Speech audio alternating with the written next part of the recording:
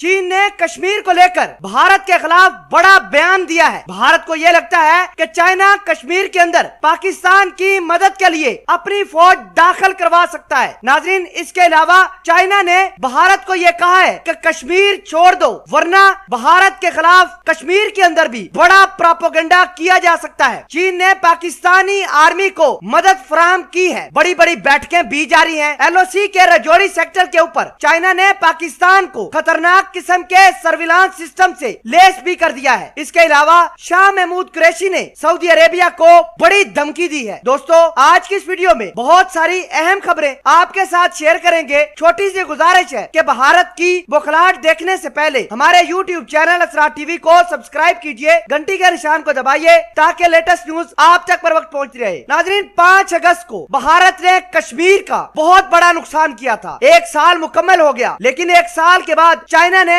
بھارت کو جو مار ماری ہے اس کا خامیازہ بھارت صدیوں تک اپنی نسلوں تک بھگتے گا۔ چائنا نے LAC پر بھارت کو مارنے کے بعد اب چین کی طرف رخ کر لیا ہے۔ بھارت کا یہ دعویٰ ہے کہ چائنا کی آرمی کشمیر کے اندر داخل ہو چکی ہے، پاکستان کی آرمی کو مدد فراہم کر رہی ہے۔ پاکستان کے رجوری سیکٹر میں پاکستان کی ٹروپس کو خطرناک سرویلنس سسٹم سے لیس کر دیا ہے۔ اب بھارت سرحد کے اس پار پر جو بھی فوجی کارروائی کرنے کی غلط اور مکروہ جسارت کرے گا، پاکستان بھارت کی اس حرکت کو پہلے بانپ کر بھارت کا وہ ناکام عزم تباہ و برباد کر دے گا۔ چائنا کی اعلیٰ حکام نے کشمیر کو لے کر بھارت کو دھمکی دی ہے کہ وہ کشمیر چھوڑ کر نکل جائے۔ جو اس نے 370 کی آرٹیکل ہٹائی ہے، یہ کشمیریوں کے ساتھ ظلم ہے۔ بھارت ان تمام تر چیزوں سے پرے رہے ورنہ بھارت اس کے نقصان کے لیے خود ذمہ دار ہوگا۔ ناظرین گرامی، چائنا کی اس دھمکی کے بعد بھارت کو کھلایا ہوا ہے۔ بھارت کو ایسا لگتا ہے کہ چائنا اب پاکستان کی جگہ کشمیر کی لڑائی لڑے گا اور چائنا ہی بھارت کے اوپر اٹیک کرے گا۔ کشمیر کو لے کر بڑی بڑی ڈیولپمنٹ آج کل سامنے آ رہی ہیں۔ بھارت نے کشمیر کو اپنے ہاتھوں سے جاتا دیکھ کر LOC کے اوپر خطرناک قسم کے ہتھیار ڈپلائے کرنے شروع کر دیے ہیں۔ کل سے کشمیر کے اندر بارڈر کے اوپر بھارت ہیوی شیلنگ کر رہا ہے اور پاکستان کی شہری آبادیوں کو نقصان پہنچا رہا ہے۔ تتا پانی کے سیکٹر میں بھارت نے بڑی کارروائی کر کے پاکستان کے 11 شہریوں کو